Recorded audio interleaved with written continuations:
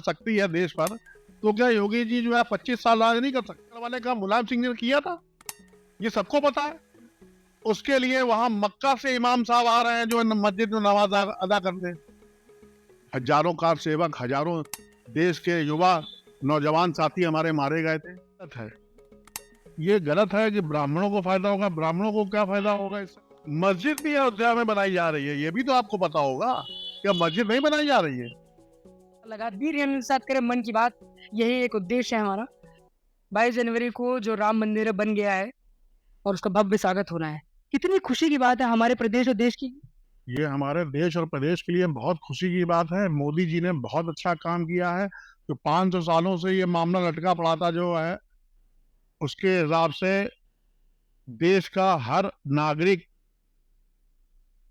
बहुत खुश है।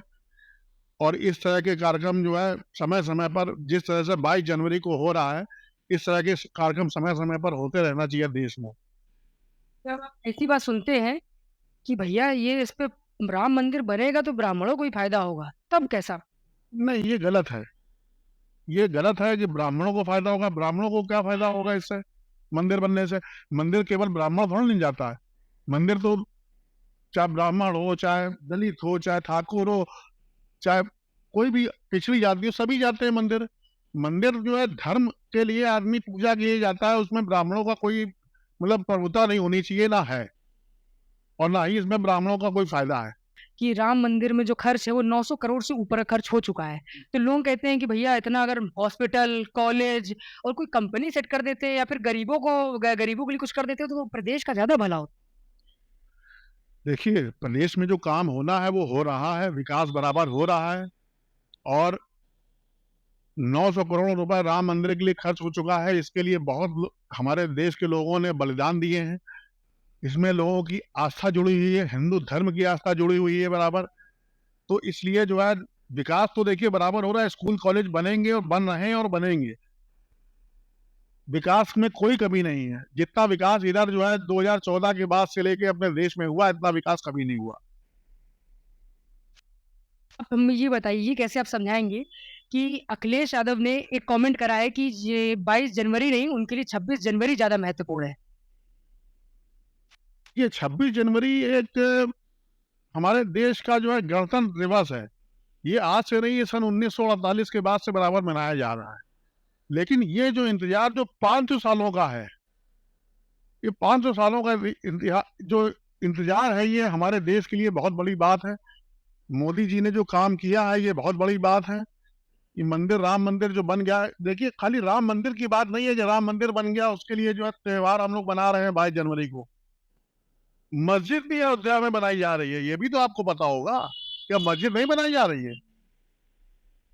बनेगी, उसमें भी सरकार का ही तो खर्च होगा। कितने पैसे खर्च करेंगे सरकार, ये आपको अंदाजा है?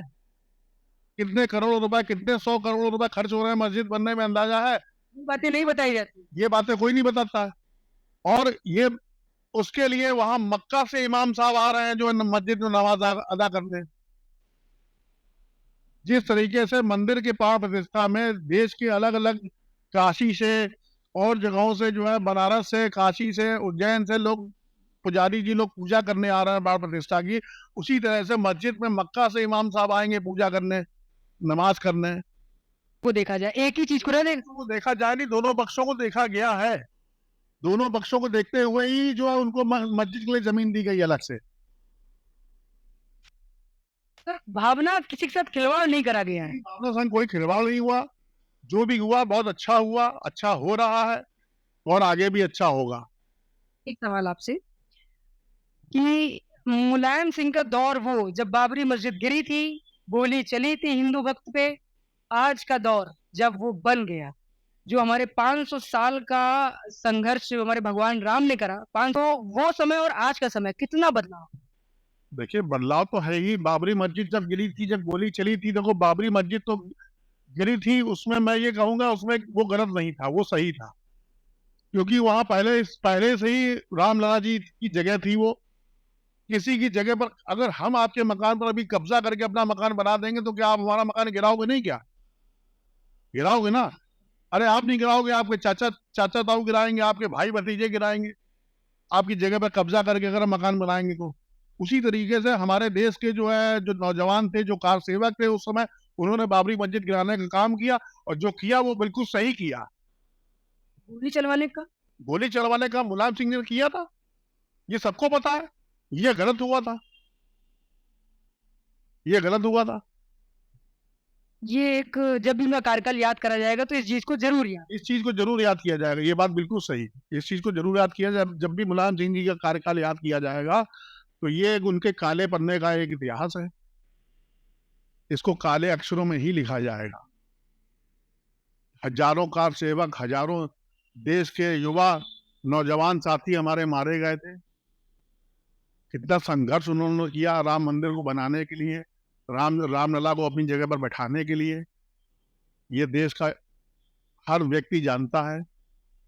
योगी जी को अगर आप एक संदेश देना चाहें कि ओवरऑल जितने भी अपने आपकी जो दुकान है वो पहले से रही होगी, मायावती के टाइम अखिलेश और योगी जी, तो आप योगी जी को बताना चाहें कि ये चीज़ और ठीक करवा दी या फिर ये चीज़ बढ़िया चल रही है और इसके लिए हम आपको बधाई देते हैं, ऐसा कुछ आप कहना चाहते हैं योगी जी को?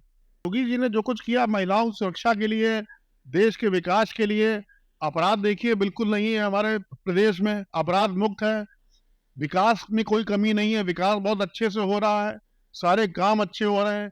इसीलिए योगी जी दोबारा जो है अब की बार 2027 चुनाव में फिर से मुख्यमंत्री बनेंगे और फिर से चुनाव में जो है जीत के आएंगे। अभी से तय कर ली, तय कर लिया, अभी से तय कर लिया। दूसरा विकल्प भी सोच लीजिए। विकल्प कोई उनका है ही नहीं, ना मोदी जी का कोई विकल्प है, ना योगी जी का कोई विकल्प है। जब कांग्रेस 70 साल राज कर सकती है देश पर, तो क्या योगी जी जो है 25 साल राज नहीं कर सकते हैं? अभी तो दूसरा कार्यकाल खत्म भी नहीं हुआ 25 साल तक। बिल्कुल। लोग कहते हैं कि मोदी जी तो ठीक है पीएम बनेंगे, अगर मोदी जी नहीं बने तो उसके बाद योगी जी ही बननी चाहिए। हाँ,